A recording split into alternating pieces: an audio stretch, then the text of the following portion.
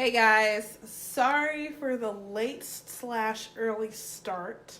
I know I initially wanted to do this in about 30 minutes, but I finally got my toddler down for a nap and it's quiet and I could not hesitate. So today I thought I'd start doing my virtual podcast slash webinars every Sunday at around 12:30, 1 o'clock, where I pretty much dive into how to cut the fluff out of conversations that you're having with prospects and clients, and how to actually close your deals, and how to continue to move your prospects and move through your sales pipeline easier. So, one of the things that has really helped propel my career in sales has been getting my clients and prospects to love me and know me by name. So, when I call their phone, they don't pick up and say, "Who's calling?" or "Who's this? Who are you with?" They're like, "Oh, hey, Kristen, how's Saturday? How's work?" Or they always start talking to me. But it always starts with all of that comes from how I approach them early on. You know the saying, it's always best to build a relationship or build rapport with people before you start selling to them. That is beyond true, because think of it. You're not going to buy from someone that, one, you don't trust, and one, you don't really know. So the very first thing that I do before I even fall into my sales pitch is I ask them how their day is going, what's going on in their world, what's challenging them right now, or how they're dealing with certain events. So, like, for example, a lot of my initial conversation that I have with clients now is all about COVID-19, coronavirus, etc. How is their business currently being affected by what's going on right now? And that right there gets everyone talking. Now, let's say the virus is over or COVID-19 never existed or something like that. How would you approach them? One, this goes back to doing a little bit of research before you make your call, but maybe you talk about things that are going on in their neighborhood or sports, or it just depends on who you have on the phone. 9 times out of 10, if you have a man or a male figure on the phone, sports is a good way to start a conversation with them. Ask who their favorite team is, or a team that's in their area if they're a fan, or things of that nature. Now, if you have a woman on the phone, just ask how her day is going. I mean, you don't have to get too far into the details. You don't have to get too far into the weeds with that. But just by asking them how their day is going, it's just letting them know that you genuinely care and you're not just here to make another sales call.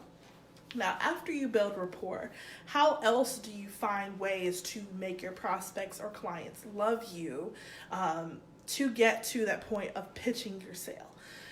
Number one, be direct with what you're saying. So don't beat around the bush. Don't say, "Oh, well, I was calling to see," or "I was calling just to see if you'd be interested in listening to me." Don't say stuff like that.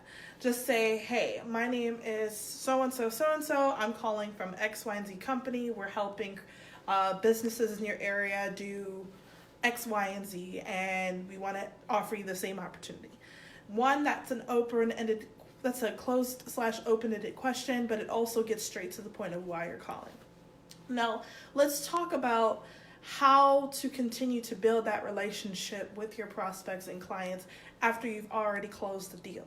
One of the things that I make a valid effort to do every week, or at least bi-weekly, depending on who the person is, with clients that I've closed, I follow up with them. I ask them how their day is going, how they're liking whatever product or service that I'm offering, and if there's anything that I could do to either A, do my job better, B, make the experience better, or C, maybe there's something that we brought them on for that didn't get implemented correctly or immediately.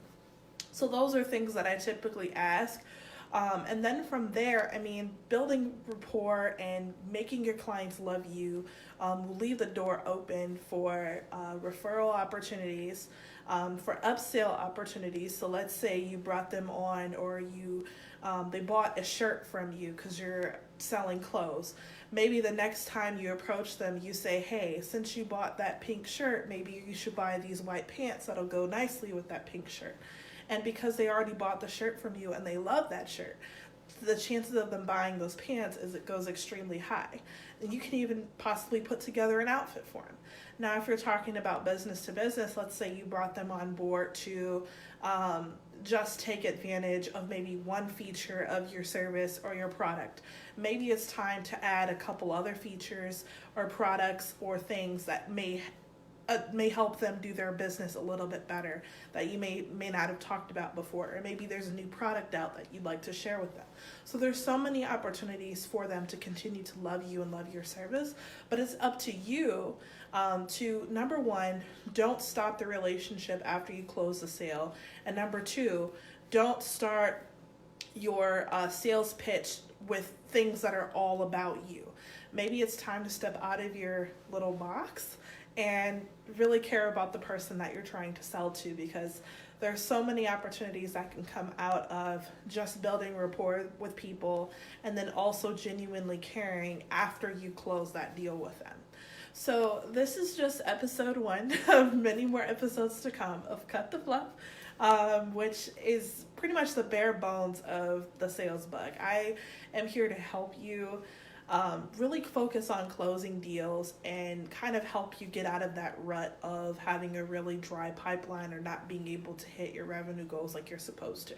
So if you guys have questions or if there's a topic you'd like for me to cover every Sunday, please leave a message or a comment below in the Facebook Live, or feel free to DM me, and I'd be happy to bring it up in the next episode. You can also join me on Tuesday for a sales tip on a Tuesday. I usually just take 15 minutes to cover a quick tip that I've learned in my career to really help you, one, nail your deal, and two, maybe it's just something that could help you further your career along in sales. So I do appreciate you guys listening today. I know I kind of talked a little bit fast, but again, today was just all about cutting the fluff out of your conversations, making your clients love you, and then at the end of the day, opening the door for more upsell opportunities, and then also referral opportunities with your current clients. So if you guys have questions, thank you so much for listening, and I look forward to seeing you guys on Tuesday and then next Sunday.